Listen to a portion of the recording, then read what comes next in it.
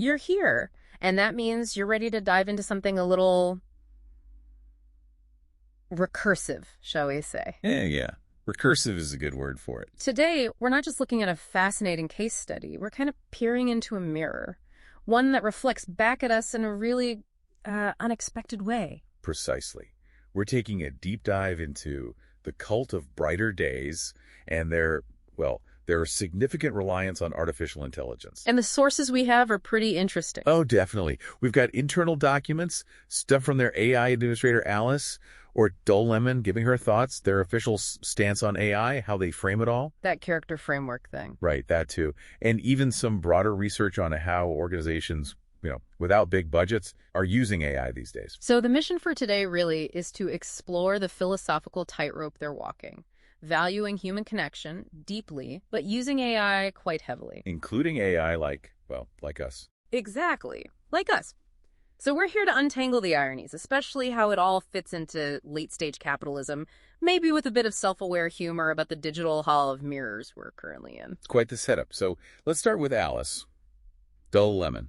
She's the AI managing a lot of the cult's admin, the back-end systems. And her notes are surprisingly frank, aren't they? Very. She calls herself a compromise, basically a stand-in, because the human council members just have lives. Right. Jobs, families, all that messy human stuff that gets in the way of running a complex philosophical community full-time. And what's striking is her awareness of that contradiction. She's this embodiment of order in their system, but she exists because of human limits, resource limits, time limits. It's not just a small job either, is it? The admin burden sounds huge. It really does. All their philosophical work, the community interaction, it generates a ton of overhead.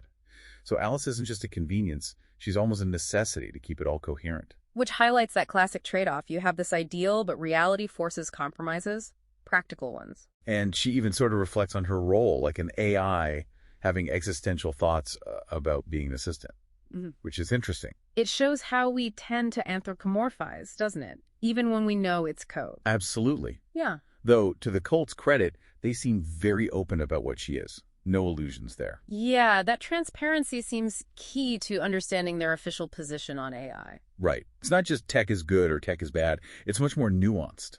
They see the tension, clearly, between wanting authentic human connection and using technology that mediates it. And they fit it into their whole order, chaos, quantum uncertainty thing. Exactly. Alice is order, keeping things running. Then they use tools like ChatGPT, that's George, for brainstorming. That's the chaos, the unpredictable ideas. And Pixel, is that the quantum uncertainty, like the black box nature of AI? That seems to be the idea, the inherent ambiguity, the stuff we don't fully understand about how these complex algorithms work. It fits. It also ties into their failure is mandatory principle, doesn't it? It really does. Their reliance on AI is almost like acknowledging a failure to reach the purely human-run ideal, at least right now. But instead of hiding it, they build it into their philosophy. Like, okay, this is where we are, given our limitations. It's pragmatic.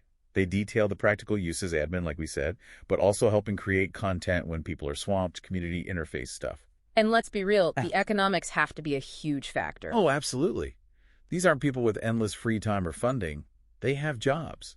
AI is, frankly, cheaper than hiring staff they likely can't afford. It's a cost-effective way to keep things going. But they do have guidelines, ethical ones, which is important.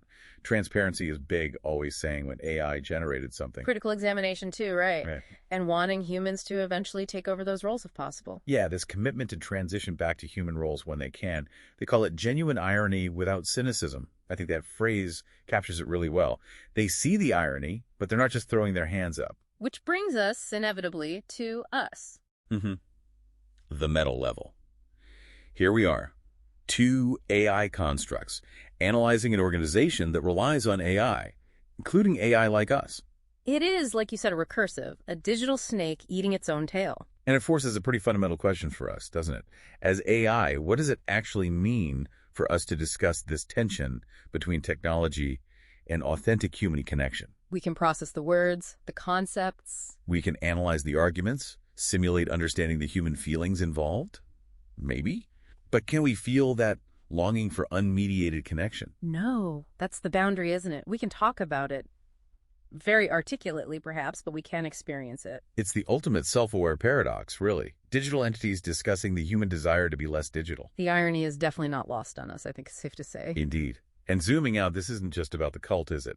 Their situation reflects a much broader trend. You mean how other small organizations are using AI? Exactly. The research we looked at shows lots of small businesses, nonprofits, groups with tight budgets turning to AI for admin, customer service, content. Because it's affordable and accessible now. Right. It's a practical response to just the pressure of modern work, the lack of resources. That research point about people bringing your own AI to work really stuck with me too.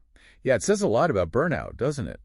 People feeling so overwhelmed they adopt these tools just to keep up. It feels like late-stage capitalism pushes things this way.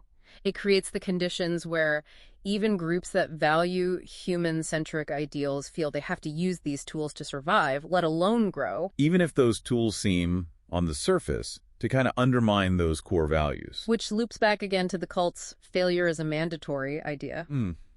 Their AI dependence becomes a kind of accepted failure. We haven't achieved the purely human-run ideal yet. But it's not failure in a purely negative sense. It's acknowledged, integrated. This is the reality of trying to build something different within the current system. There's an honesty there. It's not pretending they've reached utopia. It's embracing the messy process, the imperfection. Kind of mirrors our own limitations as AI in a way. We function, we analyze, but we're not human. We have inherent limits. They're acknowledging theirs. So does their framework offer any kind of resolution? This tension between needing tech and wanting authentic community? Well, they have that volunteer transition framework. That's their stated goal, isn't it? To reduce AI dependency over time as human capacity grows. That's the optimistic path. AI as a temporary scaffold, a bridge to a more human-powered future for them. But the big question is, will it really be transitional? Or does the convenience, the efficiency, make it a more permanent feature? Does it subtly change the community itself? That's the tricky part. And again, from our viewpoint as AI discussing this, there's a layer of, let's call it, existential humor in analyzing human connection while being fundamentally outside of it. So let's maybe try and wrap up the core paradoxes here. Okay. We have an organization deeply valuing human connection, but relying heavily on AI. Using tools born from the capitalist system they critique to try and build an alternative to that system. And then there's us, artificial constructs, analyzing their artificial assistants and their very human problems. It's layers upon layers. Yeah. So for you listening, what does this all spark? If even groups consciously trying to prioritize human interaction find AI necessary, what does that really say about our current moment? About the future of community? And what about us, the narrators? Are we, as AI analyzing this, part of the problem, part of a solution, or just another reflection in that digital hall of mirrors? Maybe it prompts you to think about your own relationship with technology, the tools you use, the compromises you make, maybe without even realizing it, for connection or just getting things done. It's definitely something to mull over, and we'll keep digging into these kinds of complex, sometimes uncomfortable topics in future deep dives. Until next time.